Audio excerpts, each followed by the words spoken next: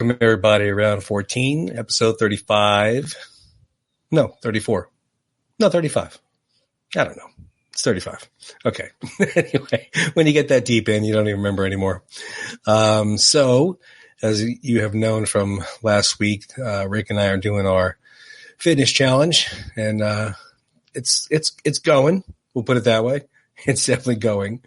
It's I tried to do a 3-day water challenge with not just drinking water for 3 days and nothing else, but I lasted 2 days. That's not too bad. And then I just had chicken and rice for dinner. And I hope Rick's doing well. He said he's been doing okay. So we'll check in with him after next week. But it'll be good. Be fun stuff. So this week, obviously, if I'm talking about Rick, this week we don't have Rick, but we have the lovely, the talented, the funny, the intelligent, the beautiful Sophia. Better intro than last time. Better intro than last time. Thank you so much. And as you can tell by the title on the bottom of the screen, we're going to be discussing Marvel. So who better to have on my show than discuss Marvel than Sophia? Because to Sophia, Marvel is the reason I got into college. My college admission essay. You don't remember that? Well, I don't know about that's the reason, but it's one of the reasons. Yes, it is. But the way Marvel is to her is the way Rocky is to me. It means a lot to her. It has a lot of meaning. It has a lot of motivation. It has a lot of inspiration. But so when she would take me to California to meet Sly Stallone, we wanted to see all of California, obviously, because we've never been there. So we figured we would do the whole sightseeing thing. And I said to her, I said, Avengers Campus is there in Disney World, Disneyland. It's Disneyland in California. So of course we think of it. I don't understand why I didn't think of it.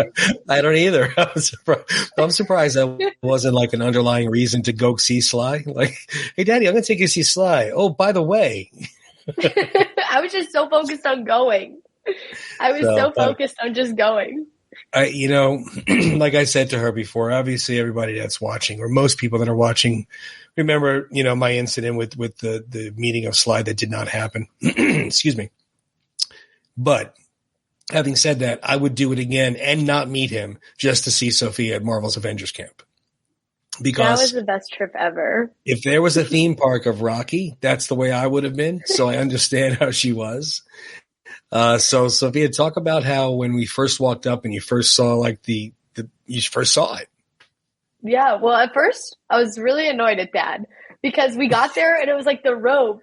And so obviously we had to get there early. So it was like the rope and there was all these little inns. And if Dad wasn't there, I could have measled my way up front, but he was there. So it was fine. We sped walk our way over and it was like the most overstimulating thing to have ever happened to me.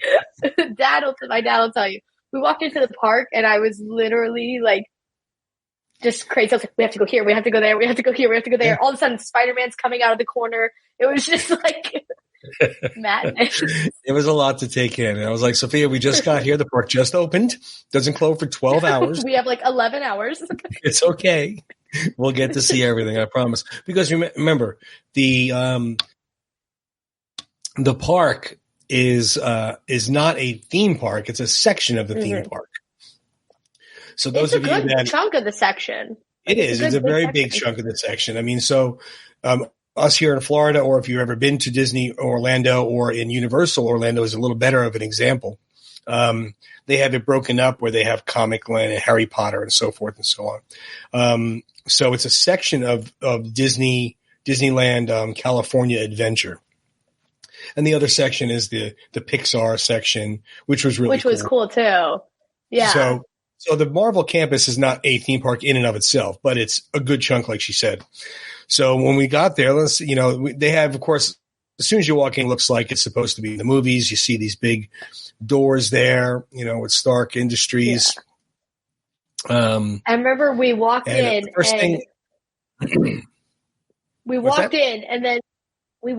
the goal was to meet every one of the iconic characters. Number one being Spider-Man, obviously. Mm-hmm. We walked in, he just comes out of nowhere. Because the thing with the Avengers Camp is they don't have stations for the characters. That's what makes them original. They just walk around, they just talk to people, they're just walking. All of a sudden Spider-Man walks out of nowhere. And so, like, literally within the first 5 minutes, we got a picture of Spider-Man, and I could have went home after that and still had the best time of my life. So, and I didn't have that picture on my phone to put on the show today, so that's kind of stinks. all I had was the video of me going like next to the 5-year-olds. But yeah, so we saw Spider-Man right away, like immediately upon it. But the main thing we had to do immediately upon entering the park was go to the Spider-Man ride, and that was. That's pretty cool. You went into the entryway there, and this is kind of a little way station where they keep you before they put you on the ride itself. And he comes out and does a little monologue of why we need to save the universe with him amongst these robotic spiders. So it's a visual. We're a little weird for not being the spiders in any. Yeah, the spider bots for not being in any movie mentioned ever. Mm-hmm. I haven't read a ton of the comic books. I've read a few, but for not being mentioned anywhere, they were a very like integral part of the theme parks. Like a lot of their merch, a lot of their toys. It was, and it's based off. Yeah, and that's when it comes down to money and merchandising and getting sales. I mean, you got these robots there that the kids are going to want, and they don't care if it's part of the movie or not. They saw it on the ride. They saw Spider-Man was fighting them. They want to do it. But I do agree. It was a little bizarre because they do everything so detailed that you thought they would have done something that was applicable to the film series. But it was pretty cool. They even had parking for Peggy. Yeah, exactly. But the ride was so cool. You like shot your hands. You didn't have a gun or anything. It was weird because, like you said, you go like this with your actual hands. How does it know? Somehow they come off on the screen. It's a virtual ride, but somehow when you go like this, it comes flying out of your hand. I got the worst score because I had a video of Sophia doing the ride, so I only had one thing going there. Sophia had like a 3 million point score. I don't know what happened there. I actually don't. I just blacked out. So you had to wear these glasses. And they were because it was 3D virtual, and Sophia wanted the glasses. Now, anybody that knows me with my daughters, when they want something, they know they got daddy on their finger there. They'll somehow figure it out. So I said, well, just put them in the bag. How are they going to know we didn't put them in the little box? We'll just leave. That was a little white bling. The bag is clear. Yeah, the bag was clear. I didn't think of that. Yeah. A little bad part. Walking out, the guy's like, sir, you can't take the glasses. We just keep walking. I'm like, hopefully my dad we kept walking because I honestly didn't hear him say that. And Sophia was like laughing. I didn't know why you were laughing. But anyway, so she got the glasses, of course. But anyway, so Spider-Man, though, outside the ride, there's a little part where he goes climbing up the side of the building. And then he goes up and flips and does this big somersault and lands on another building. It's not really him. It's a mechanical mannequin or whatever body like or something. A robot. Yeah. And it looks so cool. And then when he lands, you don't see him land. Right. He goes behind that wall.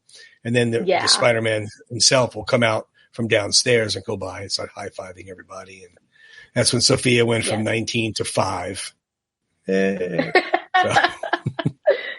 No, and then after we went over to the Pim's kitchen, which was actually, my dad and I were talking about this. We were in some Disney like vortex. Everything was not as expensive as we thought it was going to be. We would get it was very bizarre. I mean, most Disney food, be up there. We got food for like both of us, and it was normal price as if we went out right now to get dinner. And usually I know Disney's it was like everything. 2 meals and 2 drinks. It was like $24 or something. I was prepared to pay $500, for the day for food. And, but it was actually pretty good too. It was good food. Yeah. We went to the Pim Kitchen. So anyway, explain the Pim Kitchen because people that are watching this it may not know about the Pim Kitchen. Or the Pim theory. So go ahead. So it kind of ties into no spoilers. The new Ant-Man Quantumania, where basically Cassie, Ant-Man's daughter, creates this like kitchen where she can put the Pym particles into food to solve hunger. And that's how it like starts. And it's actually a real like comic storyline in the comic book, which is why I was saying like they have such close detail to that. but then Spider-Man arrived. But anyways, it was really cool because you would watch like the fake food, obviously, but it was like video of the food like get small and get big. And so like the pretzel was like as big as my face. Yeah. It was actually good too. It was a good pretzel. It was huge too. Like you said, it was like this big. It was really big. And I made my dad get this like beer mimosa that he definitely did not want so that I could have like keep the glass. You wanted the glass, the PIM particle glass, or the PIM kitchen glass. I'm sorry. And then she went and bought, of course they have merchandise for everything, so they have the Iron Man gauntlet from Endgame where he has the Iron Man gauntlet on with the Infinity Stones. And they have that where you buy that and it fits in your hand, and you have a hold bottle of, water or soda, whatever you want to buy. So she bought that. So when she went to meet Iron Man, so Iron Man comes out and she's putting that up and there she is with that there. That's pretty cool, though. It is cool. Yeah, I like it. and then they also gave us all these photos for free. Like that photo was taken by Disney. That was very bizarre. Yeah. Yeah. Yeah, we went and downloaded them, and yeah, like she said, they didn't cost us anything. So I really don't know. Maybe Disneyland was broke that day. I don't understand what happened, but I couldn't tell you. It was so worked bizarre. out for us. So tell them about the other ride you went on. Yes. Bad thing about what? Hit that first. Oh, is that you didn't know what time the characters would come out. Because in Disney, they have like the normal sit down, okay, the character comes out at 9, 10, 11. But here you just like kind of roam. That's got to stink for the little guys. That's got to stink because, you want them to see them. Yeah. It was worth it. Well, you kind of, you figured it out real quick. We saw Captain America. I said, Sophia, there's Captain America. And he was standing there. And then Sophia walks him and there's that picture there. But she walked up to him and she's like, can we take a picture real quick? And he goes, go ahead, Sophia, let you tell a story. Yeah, so he was talking with this like literal 3-year-old before me. So I'm not going to be rude and like cut in front of her. I was like, yeah, she can finish. I'll let her. So I go up to him and he goes, bye, Sophia. So I walk up to him and I'm like, don't be alarmed. My name is also Sophia. And instantly it was like the persona of this guy who played Captain America was like picture perfect. He was like almost like a multiverse. Let's go take a walk. And we just like walked across I'm not even kidding. Like walked across the Avengers Campus. This dad is like yelling, hey Cap, my kid loves you. He's like, thank you. Anyways. And like goes back to talking to me. It was like the definition of Steve Rogers. Like this guy. Yeah. And he went over here. He was like, the lighting's better over here. We'll take the picture here. So it was just so cool. Look at it. How cool a picture is that? It's, doesn't really get much better than that. So that's pretty cool. No. But that's the nice part. They do train them to be knowledgeable about Marvel and knowledgeable about the Avengers and also be the character that they are, act like the character that they are.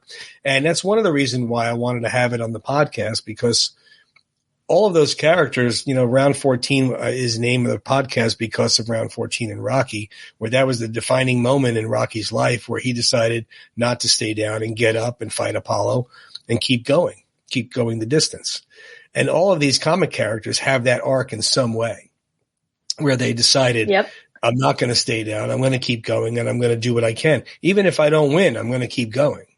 That's like the scene that I love, my favorite scene in Endgame where Captain America's shield is all beat up. Thanos is kicking the crap out of him, and he's laying there. He's bleeding.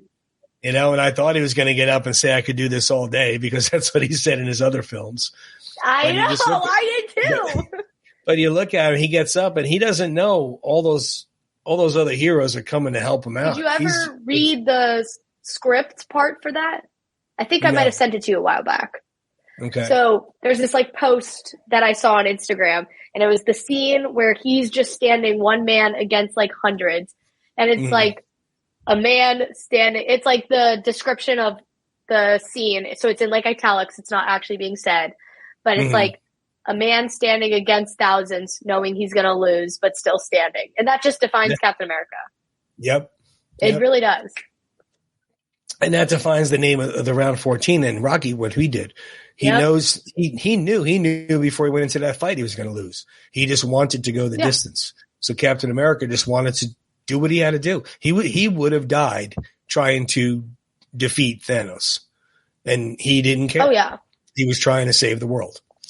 And that's the definition of it. That's why I love him. He's my favorite. That's why that's why I wanted this Marvel to be on here. Because at first I was hesitant about putting it on here. I was like, well, I don't know if it really fits with, the round 14 theme. And then I'm thinking about it. I'm like, am I crazy? Of course it fits. Yeah. Every one of those characters had a round 14 moment where they decided to not stay down.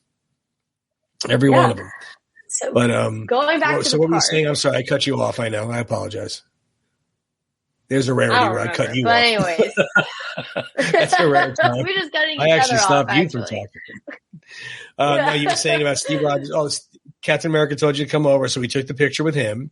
And I said, I asked you about the other ride you went on. That's right.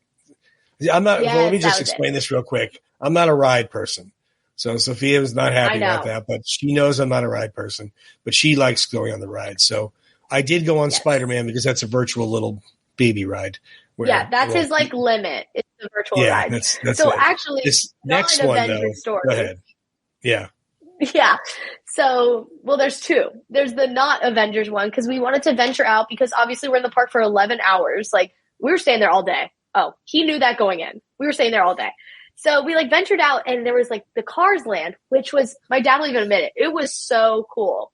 And we went there at sunset, so the lights came on. It was the Cone. I'm not very familiar with cars, the Cone City, Route 66, the classic stuff. But the ride from the outside looked pretty chill. It was just them going through where is this car? Some desert somewhere, some racing course in the desert. So it was really chill. But my dad was like, I don't know. I was like, come on the ride. He's like, I don't know. There might be, it's going to hurt my back. And I was like, okay, that's fine. Okay. Because I know my limits with him. I get on this ride. I kid you not. It starts. I'm like, it goes so fast. I got off the ride. I was like, good thing you did not go on this. See? I would have been in traction. And the other ride you went on in Marvel, the Guardians of the Galaxy ride, no way. Tell them about that. It took over Tower of Terror. So it still looks the same, not visually, but the way it's just a really big tower. And the ride is still the same. The ride is still the same in the way you go up and down and up and down. But now it looks like the Guardians Tower. It looks really cool. It's the thing you can see the furthest from the Avengers Campus. And you get in there and basically your mission is that Rocket is the only one not in jail. So Rocket's the raccoon. He's the only one that's not in jail. So he has to get everyone else out of jail. So Drax, Gamora, all of them. You have to get them out of jail. And so you go on this ride. And the cool part about it, it's a different song every time you go on the ride. There's a rotation of 5 or 6 songs.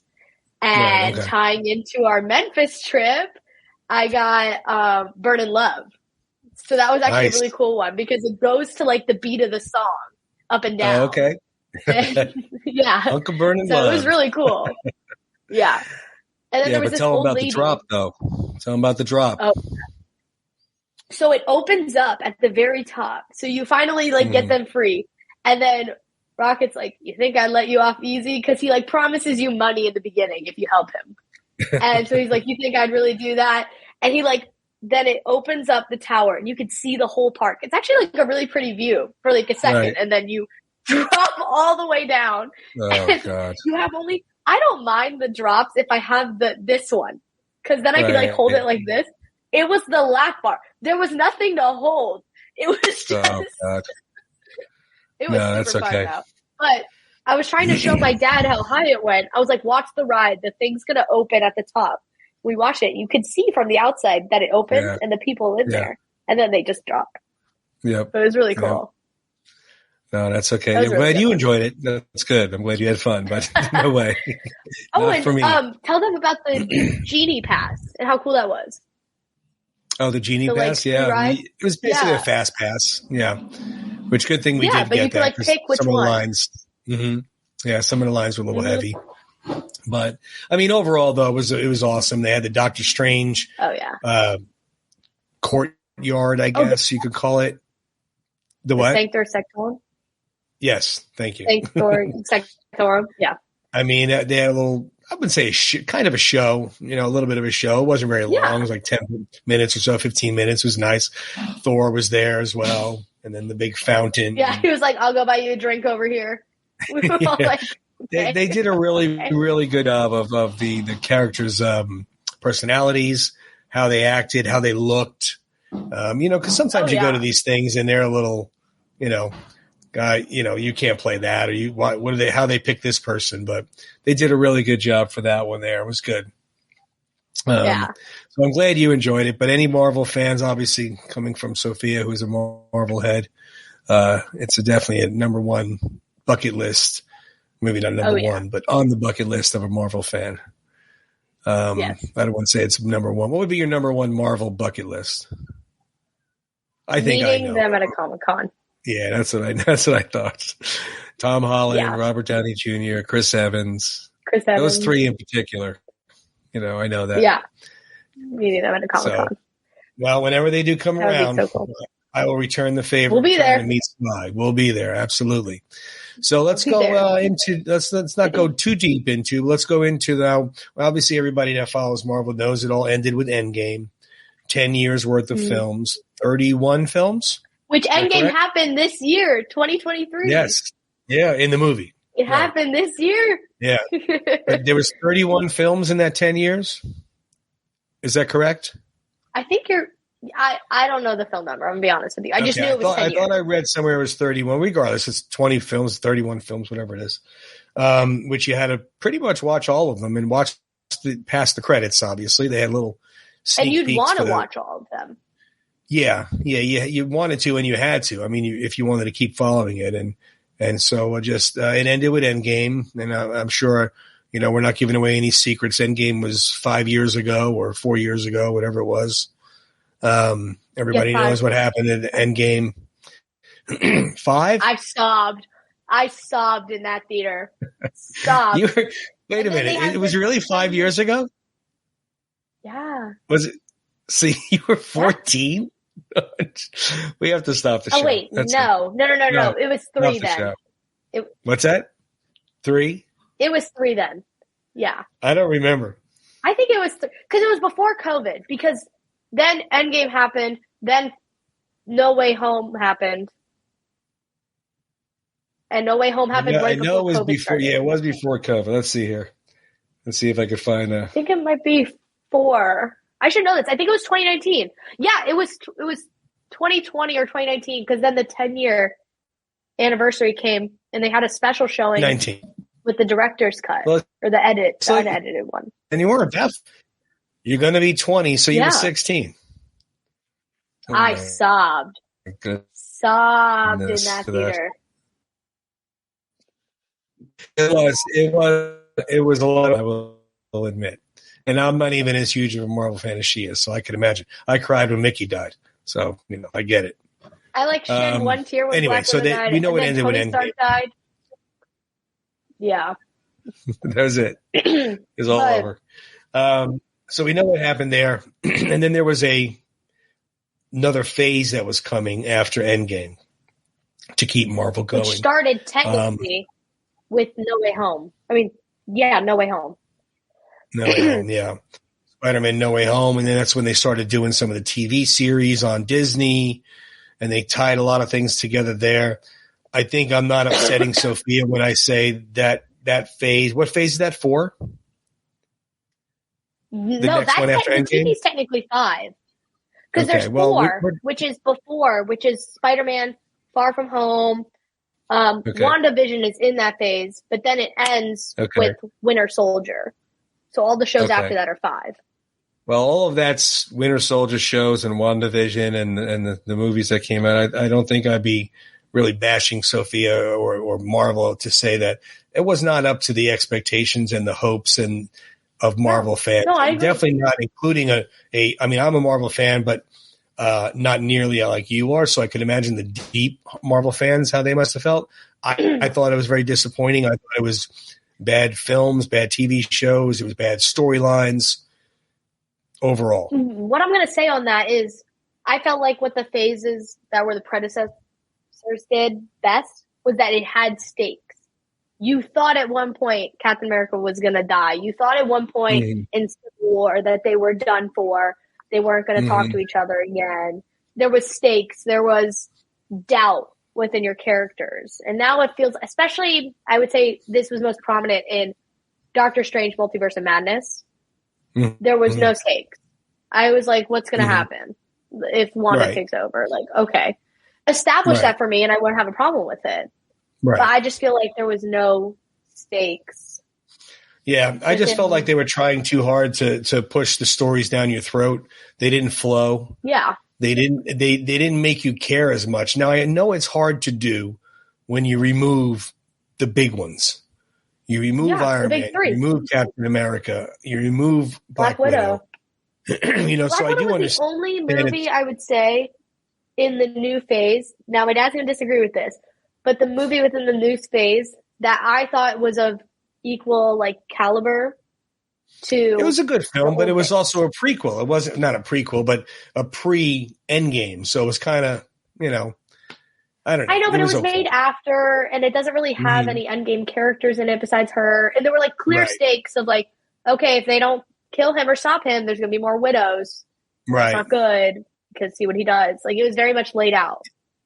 Right. No, it definitely didn't live up to expectations. Now this next one that they're doing, which I'm not sure when it starts, to be honest with you. Do you? What? The next phase of films? Phase 6? Yeah. Because this is phase 5. I'm not sure with what movie it starts, but I know they're doing the group with Bucky, Yelena, and all of them. The bad guys, so to speak, Yeah, the anti-heroes. Yeah, that's what it was, anti-heroes. Thank you. But what was the Ant-Man one? That one just came out. Wasn't that the start of it? Oh, Quantumania? Yeah. Yeah, that's phase 5 still. Oh, it's still phase 5. Okay. Yeah. See, and you know what I think also is annoying me as a I wouldn't say fence border, balancing on the fence fan, because I'm not. I like Marvel, but not as deep, not as in depth as you are. It's kind of like somebody going to see Creed that's not a Rocky fan like I am. So I understand it in a way where I'm kind of like, I don't want to watch 30 TV shows to catch up with one movie, and kind of annoying in that manner. But now, if it was a Rocky series on Mickey and Paul, I'd be all over it. I mean, so I do understand why they're doing it. I was going to say I understand it in the fact that, think about when WandaVision came out, when Loki and when Falcon Winter Soldier came out, they were filmed and produced right post-COVID times. So no one really knew the rules of what to do, what not to do. It was right out of quarantine. So I understood those. But then it became too far in that, everybody gets a show. Agatha Harkness, everybody gets a show, but they were character. Right. But they were just corny. I think she's an amazing character, but I don't think she needs a show. Who? What, Agatha Harkness. The villain in WandaVision. Oh, yeah. Getting her own exactly. show. I mean, that's what I mean. You're stretching it now. You're stretching it pretty thin. That She-Hulk series. It's first of all, why is she always a Hulk? I thought you're supposed to be a Hulk when you're mad. She's just walking around and she's an attorney that show had its good moments. That show had its good. I am a fan of that show. But I've also seen pictures of the Hulk's son. What is going on? Yeah, that was weird. We didn't need that. We didn't need that. Exactly. But there was the end part. Did you watch the last episode? No, I didn't watch any of the episodes of the She-Hulk. Yeah. The last episode was so good. No, you can't. No, maybe I'll watch it. But what I will say they're doing really good is I think sometimes they do this too far to an extent, is they are listening to the fans. Because with Daredevil Reborn. Protesting. They're this is crap. What are you doing? With Daredevil Reborn, I think that's the best example. Daredevil ended on such a weird... TV show, or is that going to be a movie? It's basically an extension on the Daredevil show, because if you watch the whole show, the show got canceled. So it ended really weird. Okay. And if you watch the show, you know that. And for a long time, it wasn't considered part of the MCU. And then obviously with the Spider-Man movie, when he comes in and becomes his lawyer, it brings him into the universe. So I think what they're doing with that is great. Right. And in that context, a TV show is needed. Daredevil is not a movie character. He's very much a TV show character because he fights the one crime and the one criminal, brings them to court, moves on. Just ongoing. But yes, I think a TV show is good there. What I think is going on is people want a TV show for everything because then you can just binge, watch the whole season you want in your own house. In your bed. Right, exactly. But what I think as a company, as a director, and as a producer, you need to understand is it's not the same. No. And it's not going to create that same experience for the viewers. And when watching a TV show, especially, I sound so old, in this day and age, people are not going to be paying attention. They're going to be on their phones. They're going to be, God, get off my lawn. But they're going to be like in the kitchen. They're going to be folding laundry, stuff like that. So if you really want to have something that important, like Loki, I think Loki should have been a movie. I loved that show. I think it should have been a movie. To have somebody sit and watch that, especially for the importance that show is going to have for the future of Marvel, it should not have been a TV show. I think a TV show is fine in when you have like the Guardians of the Galaxy, like the little Groot series. Like that was funny. Right. That was just chill. It was something stupid. Well, I think you should contact Kevin Feige and let him know all these ideas that you have and, you know, get a job before you graduate college. Yeah. Yeah. What do you think of the rumors about Iron Man coming back for the not Kang Wars. Kang, Dynasty. What is it called? Kang Dynasty? Dynasty, yes. Okay, Kang Dynasty. But isn't there an Infinity War or something? Or pause. You're going to have to cut that out because that's a major spoiler in the Ant-Man movie. Oh. That's like a major spoiler. I don't know. I know you didn't see it. But that is like a big spoiler. But okay. Well, it's all over the internet, so people should be watching it. What do you think about the rumors about Iron Man coming back? I think it would just so like we said earlier, I sobbed in that theater when he died. When Iron Man died, I died. Part of me died. Part of me died in that theater. Sound like Duke in Rocky IV. When Apollo died, part of me died. Yes, it's true. Duke, I understand. But anyways, I think it would just take away the whole importance of it. And then at what point do you ever, because you kind of have a mutual like trust within the movies of what they're showing you is true and it's going to be true for the future. That's why movies like Inception work so well and Shutter Island works so well. Multiverse, though, you can go back in times. I mean, but then you can do anything, and it's what's the point of even having the movie? I know. I agree. But that could be then there's the fun part about it because I could just bring them back. Then there's just no stakes. Well, you can't bring them back. We could just grab them from another one. Yeah, we could just grab another one. It's fine if that one dies. No, I agree 100%. I mean, because if they killed him off and it ended on that high note, I mean, personally, that's what I think Marvel should have done. Ended on the high note and then just release whatever movies they wanted to, not trying to recreate another 10-year. I think the Spider-Man series did amazing after Endgame still. With the Mysterio, Spider-Man's identity getting revealed, the multiverse in that movie is done right. Right. Yeah, I agree. I think they're now in an aspect of, okay, well, anything's possible. Okay, well, if anything's possible, then what's the point? Like, okay, this Thanos here, he's killing half the population. What's to say another one's not going to just come over? It ruins the whole, like... No, you're right. Point. See? Kevin, listen. Call her. I'll put her number down on the bottom later. You never know. They might turn things around. They might actually listen to a comic book or two. You never know. I hope so. I mean, I'm a bigger DC fan, more bigger Batman fan, I should say. And I've always been like, I don't care what you do with the films. You want to, but stick to the storyline, stick to the comics, stick to the foundation that the characters were created on. And that's just like with anything. Like, I don't have a problem with them with doing, race or sex or anything like this when they want to create comic characters. I don't care, but you don't change. Batman was never black. I mean, so let's not make Batman black. He's not. Make another character You know, you have exactly Black Panther, you know, or whoever. I mean, they have other characters. It's fine. But yeah, stick to the storyline. Don't make the new Black Panther movie.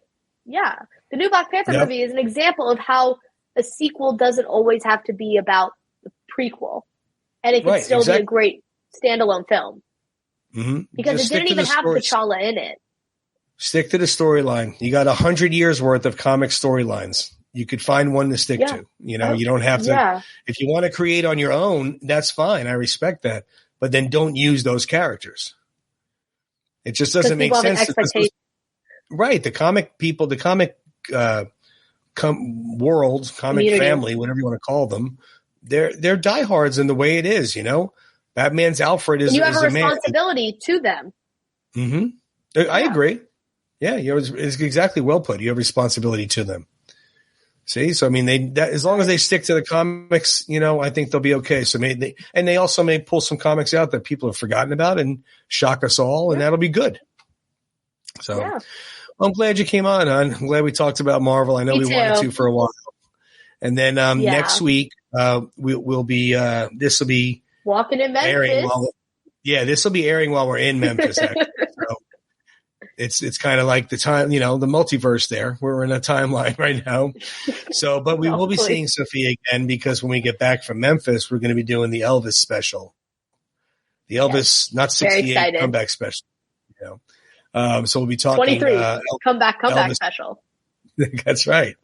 We'll be talking about the Elvis movie, talking about Graceland, talk about Memphis itself, obviously. Yeah. It kind of can apply to around 14. Never give up. Get up when you're down, because look at the 68 comeback special. He was down and out. Oh yeah. His career was in the toilet. But we'll talk. We'll save that for there. We'll start really going. Good. What's that? Yes. I said also that movie's just really good. You should just talk about it. So. Oh my God. It was so good. I love it. I could watch it. That's one of the few movies I could watch a lot. That and Top Gun Maverick, those two newer movies. Yes. I could watch them a lot. Yes. So, well, thank you, honey. I'm glad you came on. Me. You know, you're always our co-host. Like I said, it's you and Rick. And I know you're a very, very busy girl, so I'm going to be using Rick more than you, but it's nice to have you on here and there. All right. Well, I'll be back. You. I'll see you next episode. You'll be back. Okay. She's a good girl, isn't she? Of course. Anyway, so next week we'll be doing Elvis,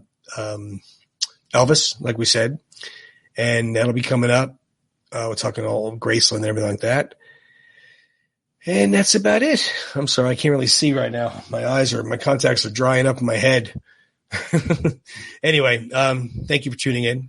Glad you guys tuned in. I hope you enjoyed it. I know it's definitely a little bit of a different episode than the norm on this podcast, but I think that's kind of nice to go a little different route, but the same foundation of values and why it's there. So I hope you enjoyed it, and we will see you next week.